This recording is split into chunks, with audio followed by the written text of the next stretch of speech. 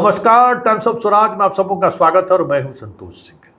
और आज हम टाइम्स ऑफ स्वराज में बात मंत्रिमंडल विस्तार की कर रहे हैं। मतलब प्रधानमंत्री जब शपथ लेंगे कल, तो बिहार के मंत्री कौन कौन से मंत्री इसमें शामिल हो सकते हैं, इसको लेकर अभी चर्चा हो रही है। हालांकि जदयू के अंदर अभी बहुत सारी चीजें चल रही हैं, 3 मंत्री का पद मिलेगा या फिर 4 मिलेगा। वैसे बिहार की बात करें तो एक चिराग और जीतन राम मांझी के बारे में, जीतन राम मांझी की भी चर्चा शुरू हो गई, तो 2 तो वो तय हैं, 4 चाह रहे हैं नीतीश, तो 6 हो गए।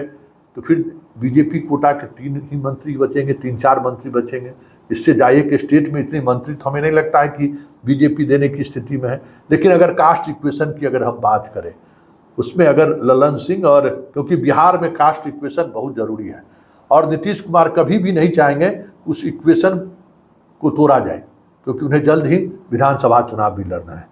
ऐसे में संजय झा और ललन सिंह मंत्री बनते हैं, कर्पूरी ठाकुर के बेटे रामनाथ ठाकुर मंत्री बनते हैं, सुनील कुमार मंत्री बनते हैं, तो चिराग बनने वाले हैं ही, और जीतन राम मांझी बनते हैं। तो दलित कोटा फुल हो जाएगा, भूमियार कोटा भी फुल हो जाएगा, ब्राह्मण कोटा भी फुल हो जाएगा, अति पिछड़ा कोटा भी फुल हो जाएगा, और एक कोयरी का जो है वो भी कोटा फुल हो जाएगा। तो फिर जो जाति बच रही है उसमें एक व्यापारी, तो संजय जायसवाल मंत्री बन सकते हैं। एक अभी दरभंगा की जो राज्यसभा सदस्य गई हैं, वो जिस समाज से आती हैं उस समाज का भी प्रतिनिधित्व जोर शोर से ये सवाल खड़े होने लगे हैं कि व्यापारी वर्ग में ऐसे व्यापारियों को तवज्जो मिल रही है जिनकी कोई आबादी नहीं है। जायसवाल, बर्नवाल, ये सब सारे लोग ऐसे ही लोग हैं जिनकी कोई आबादी नहीं है, इसलिए वो तेली समाज से आती हैं। धर्मशिला गुप्ता, वो भी मंत्री बन सकती हैं। अगर संजय झा बनते हैं तो गोपाल जी ठाकुर का स्कोप खत्म हो जाएगा। अगर ललन सिंह बनते हैं तो गिरिराज सिंह का स्कोप खत्म हो जाएगा। तो फिर एक राजपूत कोटा बनता है, तो गिरिराज सिंह, ललन सिंह बने तो उनका खत्म हो गया। राजपूत कोटे की बात करें तो रूडी और ये महाराजगंज से जो जीत रहा है सिग्रीवाल, ये 2 चेहरे हैं। मोतिहारी वाले ने तो कह ही दिया है राधा मोहन सिंह की मुझे मंत्री पद नहीं चाहिए। तो इन 2 चेहरे में रूढ़ी को लेकर हमें लगता है कि सहज नहीं है। रूढ़ी का मिजाज अलग है, रूढ़ी ने बगावत कर दिया। 5 साल तक उन्होंने बागी के तौर पर बीजेपी के साथ बने रहे। उम्मीद की जा रही थी कि उनका कहीं टिकट न कट जाए। ये अलग बात है कि राष्ट्रीय स्तर पर राजपूतों का जो विरोध शुरू हुआ उसका असर वहाँ देखने को मिला। तो ये सारी चीज़ें हैं, इसलिए रूढ़ी की जगह हमें लगता है सिग्रीवाल को जगह कहीं मिल जाए। उसके अलावा एक तुरुप का एक्का, जिसके बारे में हमें लगता है कि उन्हें मंत्री पद दिया जा सकता है। वैसे यादव के रूप में अगर होगा तो फिर नित्यानंद राय और अशोक यादव है, उसमें नित्यानंद राय भारी पड़ सकते हैं क्योंकि शाह के काफ़ी करीबी हैं। लेकिन अगर यादव पर प्रयोग नहीं हुआ तो अररिया से जो प्रदीप सिंह चुनाव जीत कर गए हैं, अति पिछड़े वर्ग से आते हैं, तो बीजेपी की कोशिश होगी कि सीमांचल भी साधा जाए। और ऐसे में हमें लगता है क्योंकि हर वर्ग से, हर जाति से और हर इलाके से मंत्री तो बन जाएंगे, लेकिन सीमांचल खाली रह जाएगा।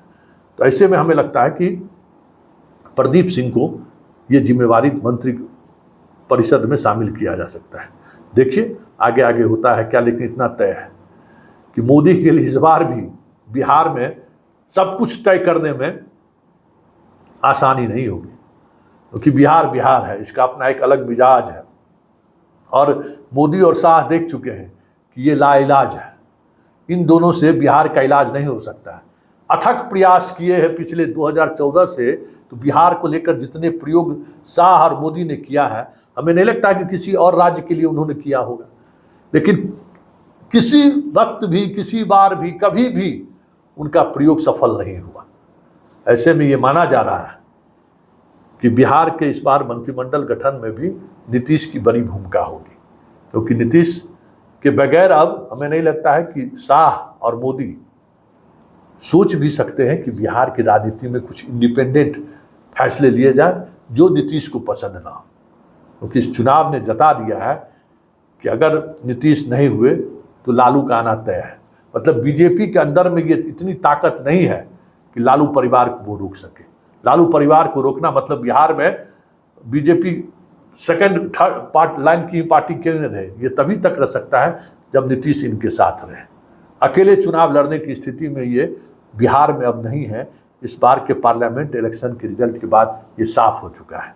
ऐसे में मंत्रिमंडल के गठन में भी नीतीश का छाप दिखे तो कोई बड़ी बात नहीं।